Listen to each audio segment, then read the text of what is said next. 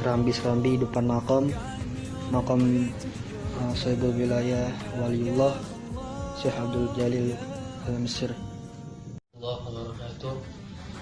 Bismillah, alhamdulillah, wal khairu wasyarru bi masyiatillah. Wassalatu wassalamu ala alihi washabihi ajma'in, amma ba'du.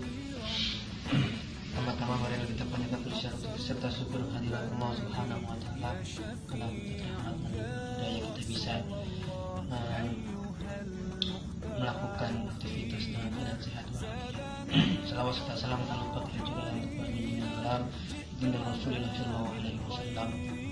Semoga kelak di yaumul akhir maka kita mendapatkan syafaat dari beliau. Amin. Allahumma rabbal alamin. Yang pertama saya perkenalkan diri saya dulu. Nama saya Fahresi Arya. Ya, langsung aja kita perkenalkan kepada juru kunci Sohibul Wilayah yang punya, maksudnya yang tahu silsilah dan makom dari Syekh Abdul Jalil ini. Ya, assalamualaikum Ustaz. Waalaikumsalam Ustaz. Kiranya sejarah dari makom ini tahunya sejak tahun berapa makam ini ada di sini?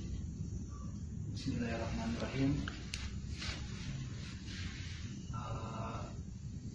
Mengenai sejarah makom ini sebenarnya saya kurang paham dan juga kurang jelas.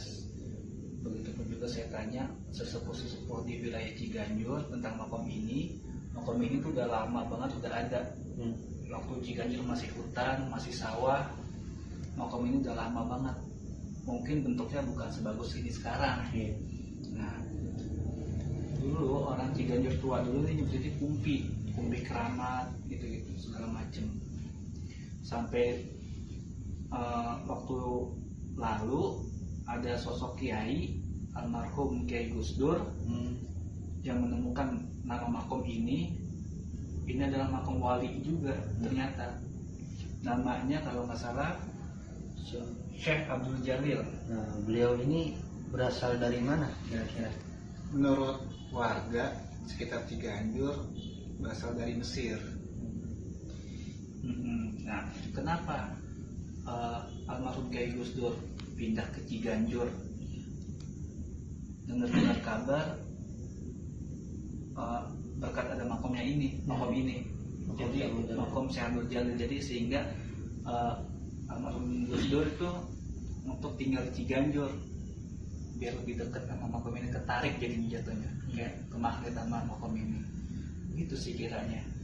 Apakah ada sejarah dia menyebarkan agama Islam di daerah Ciganjur ini? Udah pasti. Jadi dengan menurut kabar dari orang tua dulu di sini kan ada berapa wali Allah. Di wilayah Ciganjur ada berapa, di Jalakarsa ada Pangeran Jagaraksa, di daerah Lenteng Agung ada Nyi Kembang Ros, di daerah Ragunan ada Sekona Wijaya Sakti, di daerah Tanah Baru, mungkin di sekitar wilayah-wilayah lain juga pasti ada wali-wali paku buminya. Itu ibaratnya banyak orang sesepuh orang tua dulu bilang makom ini orang Syekh Abdul Jalil ini yang nyebarin agama Islam, itu yang melawan penjajah segala macam di wilayah Ciganjur, bahkan mungkin Jakarta kali ya. Iya, saya Batavia lah ibaratnya.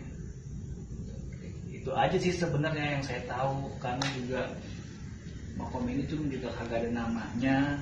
Juga tahu tuh namanya dari almarhum Gusdur itu yang mungkin kita juga nggak tahu ya. Mungkin wali tapi kita nggak tahu, wallahu alam.